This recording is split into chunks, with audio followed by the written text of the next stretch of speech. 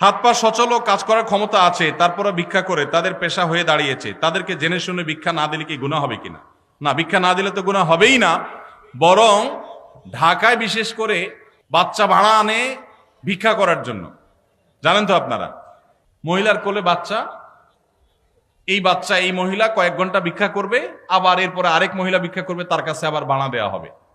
এই কথাও ঢাকায় এই জিনিসও আছে।